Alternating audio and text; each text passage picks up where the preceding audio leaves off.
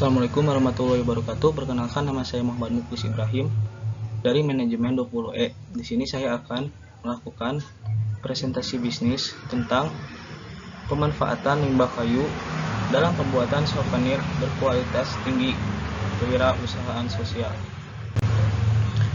Eksekutif Sumari. Usaha ini bertujuan untuk memanfaatkan limbah kayu dalam pembuatan souvenir berkualitas tinggi. Visi kami adalah menciptakan produk yang unik, ramah lingkungan, dan memiliki nilai jual tinggi. Melalui inovasi dan kreativitas kami akan menghasilkan souvenir yang menarik dan memberikan dampak positif. Deskripsi bisnis. Pemanfaatan limbah kayu dalam pembuatan souvenir berkualitas tinggi adalah sebuah konsep yang berfokus pada penggunaan kembali dan daur ulang kayu yang tidak terpakai atau limbah kayu dalam proses produksi souvenir. Dengan memanfaatkan limbah kayu, kita dapat mengurangi dampak negatif terhadap lingkungan dan juga menciptakan produk berkualitas yang memiliki nilai estetika dan keunikannya sendiri. Dalam pemanfaatan limbah kayu ini, berbagai teknik dan metode dapat digunakan. Misalnya, limbah kayu dapat diolah melalui proses penggergajian, pemotongan, penghalusan, dan pengawetan. Untuk mendapatkan material yang siap digunakan dalam pembuatan souvenir, kemudian material kayu tersebut dapat diukir atau diwarnai sesuai dengan desain yang diinginkan untuk mencapai souvenir yang berkualitas tinggi.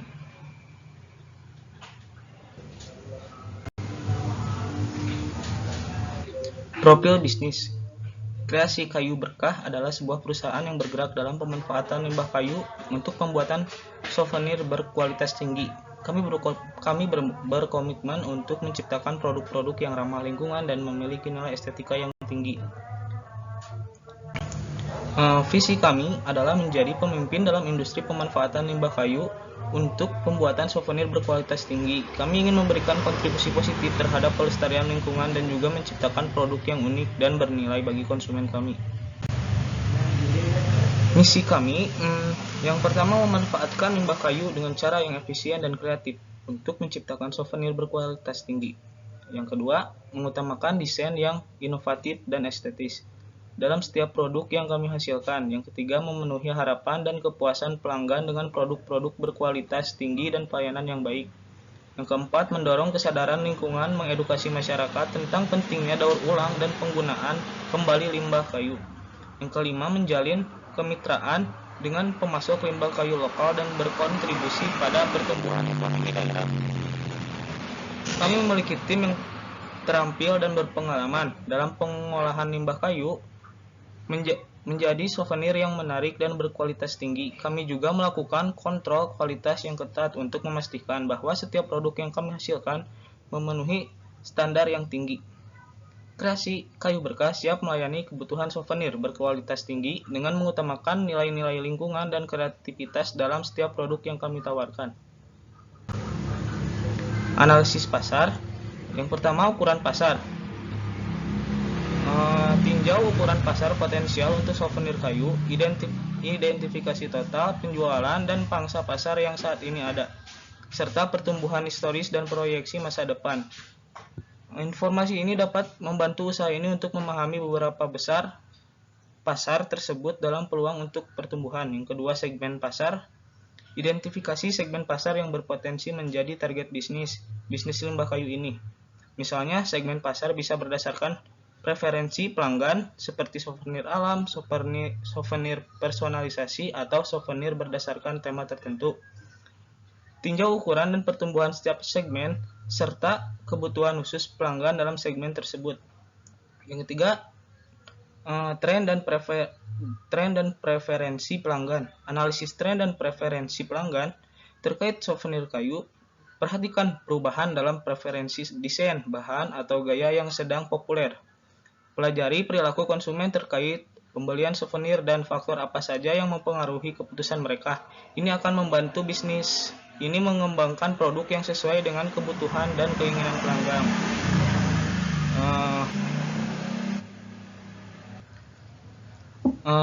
Selanjutnya, analisis pesaing. Tinjau pesaing dalam industri souvenir kayu, identifikasi pesaing langsung maupun tidak langsung di tingkat lokal, regional, maupun internasional. Perhatikan produk yang mereka tawarkan, harga, distribusi, dan strategi pemasaran. Pahami keunggulan kompetitif pesaing dan cari peluang diferensiasi untuk bisnis limbah kayu ini. Yang selanjutnya, analisis hambatan masuk. Evaluasi hambatan masuk dalam industri souvenir kayu. Tinjau faktor-faktor seperti kebutuhan modal, izin, dan regulasi, akses ke pemasok limbah kayu, dan kekuatan hubungan dengan distributor atau toko-toko retail. Pahami kendala yang mungkin ada dan ditemukan cara untuk mengatasinya. Selanjutnya, analisis demografi dan geografis. Perhatikan karakteristik demografi dan geografis pasar yang potensial. Tinjau lokasi geografis di mana permintaan souvenir kayu mungkin tinggi, serta demografi seperti usia, pendapatan, minat, dan preferensi konsumen di wilayah tersebut. Ini dapat membantu usaha ini mengidentifikasi segmen pasar yang paling menjanjikan. Selanjutnya, saluran distribusi. Tinjau saluran distribusi yang tersedia untuk pasar souvenir kayu. Identifikasi apakah akan menggunakan saluran penjualan online, toko fisik, toko souvenir lokal, pameran dagang, atau kolaborasi dengan pihak ketiga. Pahamilah kelebihan dan kelemahan masing-masing saluran dan pilih yang paling cocok untuk bisnis ini. Yang terakhir, potensi pertumbuhan. Tinjau potensi pertumbuhan pasar dalam jangka panjang.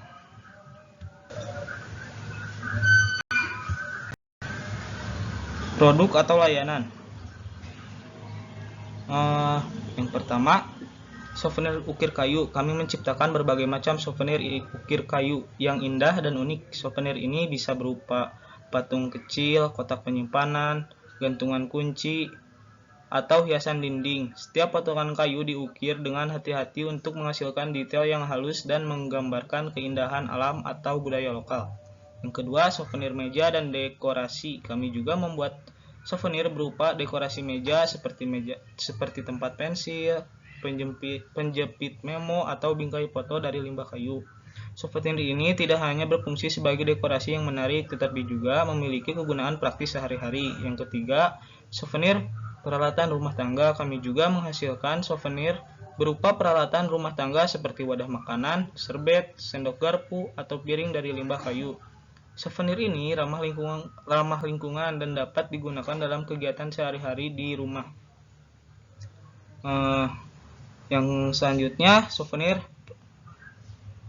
aksesoris. Kami menciptakan aksesoris yang terbuat dari limbah kayu seperti gelang, anting, kalung, atau cincin. Aksesoris ini memiliki desain yang elegan dan memiliki sentuhan alami dan ekologi pada gaya fashion. Terakhir, jasa custom souvenir. Selain produk-produk yang sudah tersedia, kami juga menyediakan layanan pembuatan souvenir custom sesuai dengan kebutuhan dan preferensi pelanggan. Pelanggan dapat mengajukan permintaan desain khusus dan kami akan menciptakan souvenir yang sesuai dengan keinginan mereka.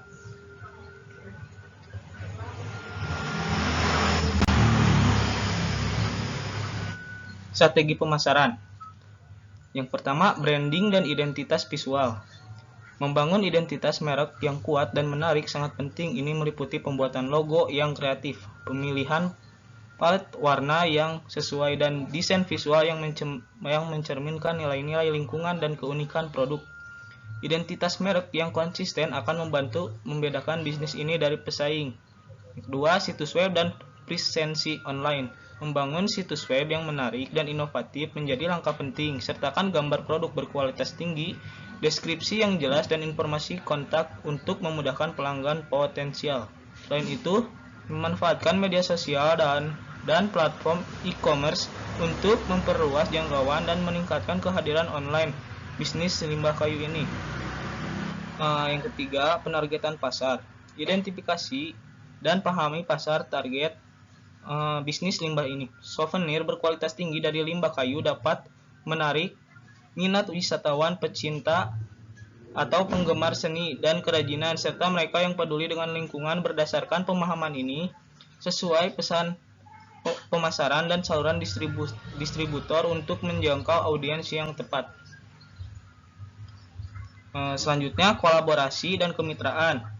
Jalin kerjasama dengan bisnis atau organisasi terkait seperti toko souvenir, hotel, atau perusahaan yang memiliki kesamaan nilai dengan produk yang akan dibuat. Melalui kolaborasi ini, bisnis limbah kayu ini dapat memperluas jangkauan pemasaran, seperti meningkatkan exposure merek dan mencapai pelanggan potensial yang lebih luas. Yang selanjutnya, konten pemasaran. Buat konten yang inovatif dan menarik terkait pemanfaatan limbah kayu, keberlanjutan, dan proses pembuatan souvenir berkualitas tinggi. Hal ini dapat berupa artikel blog, video tutorial, atau cerita di media sosial. Konten ini akan membantu meningkatkan kesadaran dan minat pelanggan terhadap produk dan nilai-nilai yang ada dalam limbah kayu ini. Selanjutnya, partisipasi dalam pameran dan event. Ambil bagian dalam pameran atau event terkait industri souvenir, lingkungan, atau kerajinan. Ini akan memberikan kesempatan untuk memamerkan produk secara langsung kepada halayak yang tertarik dan potensial. Jadilah aktif dalam networking dan jalin hubungan dengan pelanggan potensial serta pemangku kepentingan lainnya. Selanjutnya, testimoni dan ulasan pelanggan. Minta pelanggan yang puas untuk memberikan testimoni atau ulasan positif tentang produk yang disebarkan. Hal ini dapat ditempatkan di situs web, media sosial, atau platform ulasan online. Ulasan positif akan membangun kepercayaan dan membantu meyakinkan calon pelanggan tentang kualitas dan keunikannya. Yang terakhir, program loyalty dan penawaran khusus. Buat program loyalitas atau tawarkan diskon dan promosi khusus kepada pelanggan yang setia atau yang melakukan pembelian lebih dari satu produk. Ini akan membangun hubungan jangka panjang dengan pelanggan dan mendorong mereka untuk merekomendasikan bisnis ini kepada orang lain.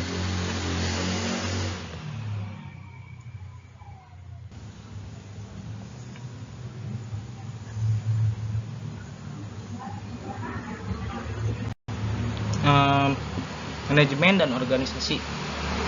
Yang pertama, tim manajemen. Bentuk tim manajemen yang terdiri dari individu yang memiliki pengetahuan dan pengalaman dalam bidang produksi kayu dan pengelolaan bisnis. Tim ini akan bertanggung jawab atas pengambilan keputusan strategis, pengawasan operasional, pengelolaan sumber daya, dan pengembangan bisnis. Kedua, divisi atau departemen. Bagi tugas dan tanggung jawab dalam bisnis ini ke dalam divisi atau departemen yang relevan. Misalnya dapat ada departemen produksi yang bertanggung jawab untuk mengolah limbah kayu menjadi souvenir berkualitas tinggi. Departemen desain untuk mengembangkan desain produk. Departemen pemasaran untuk mempromosikan dan mendistribusikan produk. Dan departemen keuangan untuk mengelola aspek keuangan bisnis. Yang ketiga, pengelolaan limbah kayu. Pastikan ada proses pengelolaan limbah kayu yang terorganisir. Ini termasuk pengumpulan, pemilahan, dan penyimpanan limbah kayu dapat diolah dan dimanfaatkan dengan baik. Pastikan juga ada kebijakan untuk mengelola limbah kayu sesuai dengan standar lingkungan yang berlaku. Pemasok kayu, identifikasi dan jalin kerjasama dengan pemasok limbah kayu lokal yang dapat menyediakan bahan baku berkualitas tinggi. Tetaplah menjaga hubungan yang baik dengan pemasok dan pastikan ada kesepakatan yang jelas melalui kualitas, jumlah, dan jangka waktu pengiriman limbah kayu. Yang selanjutnya, kualitas dan pengendalian produksi. Tetapkan standar kualitas yang tinggi untuk produk souvenir dan pastikan bahwa semua produk yang dihasilkan memenuhi standar tersebut. Terapkan sistem pengendalian produksi yang efektif termasuk pengawasan kualitas, pemeriksaan, dan pengujian produk sebelum didistribusikan ke pasar. Selanjutnya, infrastruktur dan peralatan. Pastikan bisnis limbah kayu ini dilengkapi dengan infrastruktur dan peralatan yang memadai untuk proses produksi. Hal ini dapat mencakup mesin penggergajian, peralatan pengukiran, peralatan pemotongan, peralatan penghalusan, dan perlengkapan keselamatan kerja yang diperlukan. Selanjutnya, pengelolaan rantai pasokan. Kelola dengan baik rantai pasokan bahan baku, proses produksi, hingga distribusi produk. Jadi pastikan ada sistem dan pengendalian persediaan yang efisien untuk memantau stok bahan baku dan produk. Jadi selain itu, pastikan juga ada proses pengemasan dan pengiriman yang tepat untuk memastikan souvenir berkualitas tinggi sampai ke tangan pelanggan. Yang terakhir, keberlanjutan dan lingkungan. Pertimbangan aspek keberlanjutan dalam setiap aspek bisnis. Selain memanfaatkan limbah kayu, pertimbangkan pula penggunaan bahan ramah lingkungan, pengurangan limbah, dan praktik bisnis yang bertanggung jawab terhadap lingkungan.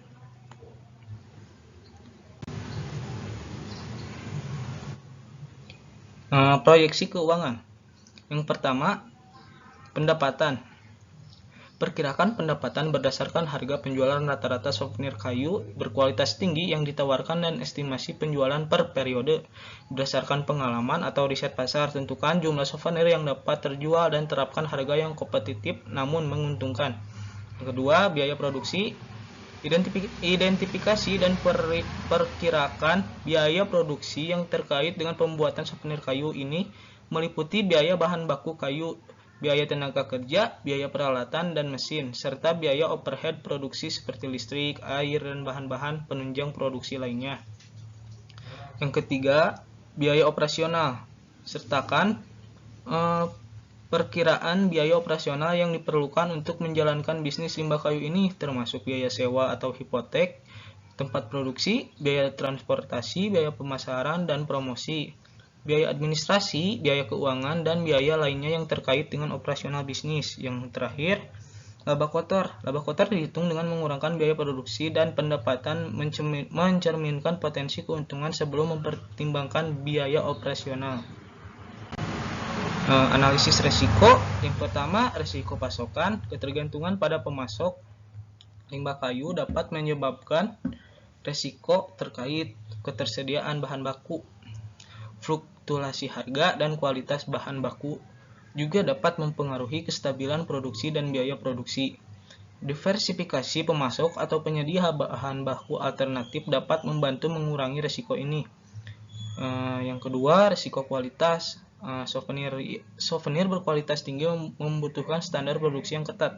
Risiko terkait kualitas produk meliputi ketidaksesuaian dengan spesifikasi desain, cacat produksi, dan ketidakpuasan pelanggan.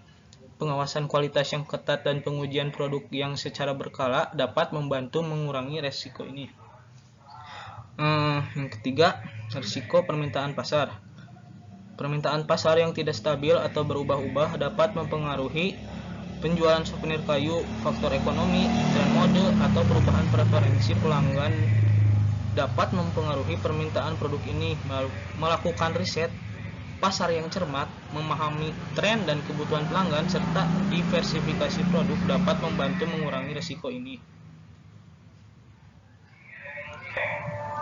Selanjutnya, risiko persaingan. Industri souvenir memiliki persaingan yang cukup tinggi.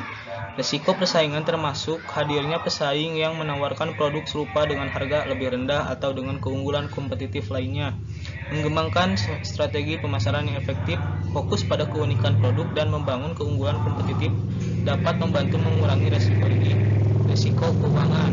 Bisnis manufaktur memiliki risiko keuangan yang meliputi fluktuasi biaya produksi, keterlambatan pembayaran pelanggan, atau ketidakstabilan ekonomi yang dapat mempengaruhi arus kas dan profitabilitas. Mengelola keuangan dengan hati-hati, memiliki rencana cadangan dana, dan melakukan analisis keuangan secara berkala dan dapat membantu mengurangi risiko ini.